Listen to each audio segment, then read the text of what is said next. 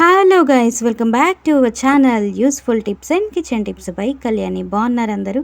నేనైతే చాలా బాగున్నాను. చాలా రోజుల తర్వాత వీడియో కూడా పెడుతున్నాను. సో కంటిన్యూషన్ చేయలేకపోయాను, చిన్న చిన్న ఇష్యూస్ అంతే. సో ఇక బిగ్ బాస్ హౌస్లో అయితే చాలా చాలా చాలా చాలా జరిగాయి కదా ఈ వీక్ అంతా కూడా. గేమ్స్ బాగా ఆడారు, గొడవలు కూడా బాగా జరిగాయి.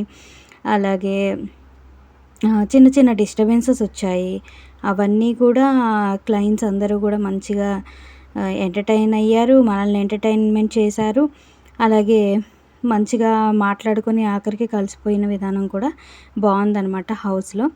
సో సీత చాలా బాధపడింది, ఎందుకంటే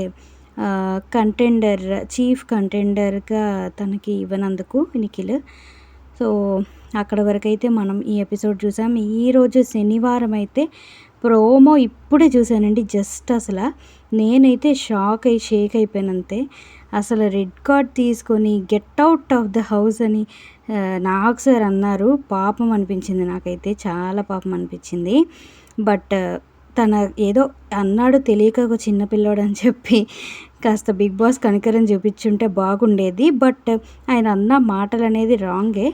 బిగ్ బాస్ హౌస్ కాబట్టి అక్కడ తన రూల్ అనేది చెల్లుబాటు అవుతుంది, ఈయన అనటానికి కుదరదు.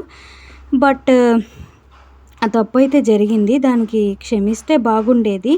బట్ రెడ్ కార్డ్ చూపించి నువ్వు బయటకు వచ్చేయాలి అన్నప్పుడు నాకు అనిపించింది పాపం అని. కానీ ప్రోమో మాత్రం ఫుల్ ఫైర్ ఉందన్నమాట. నాకు సార్ చూపించిన విధానం ఇప్పుడు జస్ట్ చూసాను అనమాట. ఇంకా నాకు వాయిస్ బాగున్నా బాగోపోయినా మాట్లాడాలని అయితే ఫిక్స్ అయ్యాను నేను, అందుకే అనమాట. సో ఇక నేనైతే దొండకాయ పచ్చడి అయితే ప్రిపేర్ చేశానండి. సో వీడియో నచ్చితే తప్పకుండా లైక్ చేయండి, షేర్ చేయండి, సబ్స్క్రైబ్ చేసుకోండి.